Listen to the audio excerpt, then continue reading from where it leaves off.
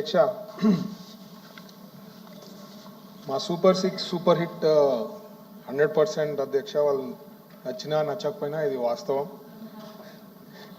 ఎందుకంటున్నా అంటే ఒక 6తో అంటే క్రికెట్ మ్యాచ్లో 6లు కొడితే గెలుస్తామంటారు అధ్యక్ష. ఒక్క 6తో మేము యాక్చువల్లీ గెలిచేసినాం. వాళ్ళ ప్రకారం 20 lakh జాబ్స్ ఏం అధ్యక్ష, వాళ్ళ ప్రకారం 20 lakh జాబ్స్ అంటే నేను తెలుసా, లాస్ట్ 5 ఏళ్ళలో ఇనింది ఇది వాలంటీర్ జాబ్స్ 5,000 ఇస్తారు.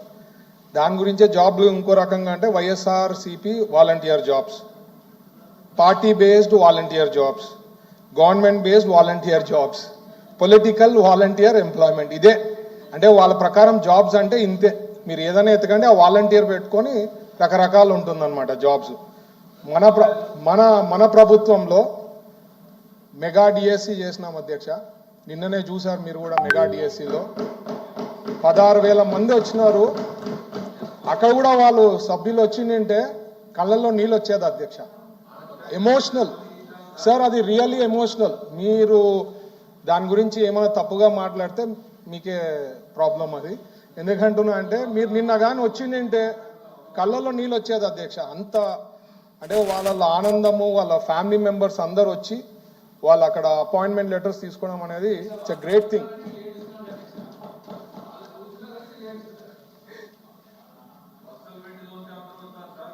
వాళ్ళు రాలే. మా ప్రకారం జాబ్స్ అధ్యక్ష ఇండస్ట్రియలైజేషన్. ఎందుకు ఇండస్ట్రియలైజేషన్ అంటున్నామంటే అధ్యక్ష, జస్ట్ విత్ ఇన్ 15 months దాదాపు 10 lakh+ crores క్యాబినెట్ నుంచి క్లియర్ కావడం జరిగింది అధ్యక్ష. దగ్గర మనకి 7-8 lakhs జాబ్ ఆపర్చునిటీస్ క్రియేట్ అవుతుంది అధ్యక్ష. అరే గ్రౌండ్ అయితే సార్ క్యాబినెట్ నుంచి క్లియర్ అయినాయి కదా. 7,76,000 వాళ్ళు ఇవ్వడం జరిగింది అధ్యక్ష. ఇవన్నీ కూడా అది ఎంఓయూస్లో సార్. మీ లెక్క 13 లక్షల ఉద్యోగాలని చెప్పి వచ్చిన 13 లక్షల కోట్లు అని చెప్పి ఎంఓయూలు చేసినారు. దాంట్లో ఏవి గ్రౌండ్ కాలే. మావి క్యాబినెట్ నుంచి క్లియర్ అయినాయి. 95-98% అవన్నీ కూడా గ్రౌండ్ అయితే అధ్యక్ష. తర్వాత గవర్నమెంట్ జాబ్స్ అధ్యక్ష, మేము వచ్చిన తర్వాత దాదాపు 9,000 మినిమం, అంటే గవర్నమెంట్ అవుట్ సోర్సింగ్ అనుకోండి, కాంట్రాక్ట్ అనుకోండి, గవర్నమెంట్ జాబ్ 9,000 జాబ్స్ ఫిల్ చేయడం జరిగింది అధ్యక్ష. జాబ్ మేళాస్ నుంచి 82,000 మెంబర్స్కి చదువుకునే వాళ్ళకి జాబ్స్ రావడం జరిగింది అధ్యక్ష. సో అవన్నీ వచ్చినాయి సార్. మీకు డీటెయిల్స్ కావాలంటే అవి కూడా డీటెయిల్స్ ఇస్తాం. తర్వాత మనకి ఇండస్ట్రీస్ డిపార్ట్మెంట్ నుంచి ఇప్పటి వరకు రియలైజ్ అయ్యేది 59,513 జాబ్స్ అధ్యక్ష. NREDCAP నుంచి 18,567 జాబ్స్ ఫుల్ఫిల్ అయినాయి అధ్యక్ష. MSME నుంచి 2,48,906. టూరిజం సెక్టార్ నుంచి 3,075 జాబ్స్ ఫిల్ అయినాయి అధ్యక్ష. IT అండ్ ఎలక్ట్రానిక్స్ నుంచి 5,916. ఫుడ్ ప్రాసెసింగ్ నుంచి యాక్చువల్గా 20,000 అధ్యక్ష. మైన్స్ అండ్ జియాలజీ నుంచి డిపార్ట్మెంట్ నుంచి వాళ్ళ శాఖ కాడి నుంచి 3,758. ఇవన్నీ నా దగ్గర ఉండేవే అధ్యక్ష. ఇవన్నీ on record. Skill development department నుంచి 82,000. గవర్నమెంట్ జాబ్స్ ఇప్పుడే చెప్పాను అధ్యక్ష, దగ్గర 9,000 అని. దాదాపు 4,30,000 జాబ్స్ వేరియస్ డిపార్ట్మెంట్ నుంచి ఫిల్ కావడం జరిగింది అధ్యక్ష.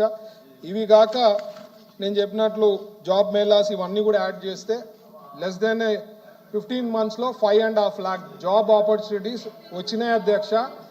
ఇంకా మనకి 3.5 years ఉంది అధ్యక్ష. 20 లక్షల ఉద్యోగాలు అనేది ఖచ్చితంగా ఫుల్ఫిల్ చేస్తాం.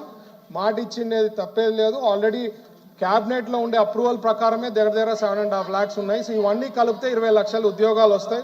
వాళ్ళకి ఏమంటే బాధ అధ్యక్ష, వాళ్ళ ప్రకారము జాబ్స్ ఫిల్ చేయలే. నేను చెప్పా కదా, వాలంటీర్లు తప్ప ఏం చేసిండేది లేదు వాళ్ళ ప్రీవియస్ గవర్నమెంట్లో.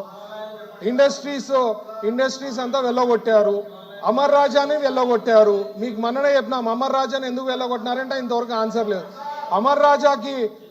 అమర్ రాజా కంపెనీ 10,000 కోట్ల పెట్టుబడులు పెట్టినారు. ఆయనతో జయగల్ల గారితో నేను మాట్లాడితే ఆఫ్ ది లైన్, భరత్ మేము ఎప్పుడు చిత్తూరు నుంచి పక్కకే పోలేదు, బట్ పోయినాము, బట్ ఇన్సిడెంట్ అసలు ఒక రకంగా బెనిఫిట్ అయినట్లే. ఎందుకంటే తెలంగాణ గవర్నమెంట్ ఇచ్చిన ఇన్సెంటివ్స్ కానీ రెడ్ కార్పెట్ వెల్కమ్ చేసి చేసినారని ఇట్లా ఎన్నో సంస్థల్ని ఇక్కడి నుంచి వెళ్ళగొట్టారు ప్రీవియస్ గవర్నమెంట్లో. మేమైతే 20 లక్షల ఉద్యోగాలు కంప్లీట్ చేస్తాం. ఒకవేళ సూపర్ 6లో అధ్యక్ష మేము 10 లక్షల ఉద్యోగాలు కూడా చెప్పిండొచ్చు. బట్ 20 లక్షల ఉద్యోగాలు ఎందుకు చెప్పినామంటే ఖచ్చితంగా ఫుల్ఫిల్ చేయగలుగుతాం అనే ఉద్దేశంతోనే ఆ మాట ఇవ్వడం జరిగింది. ఖచ్చితంగా ఫుల్ఫిల్ చేస్తామని చెప్తున్నా. ఇవన్నీ ఆన్ రికార్డ్, ఇవన్నీ ఇచ్చిన ఫ్యాక్ట్స్ అండ్ ఫిగర్స్ అధ్యక్ష.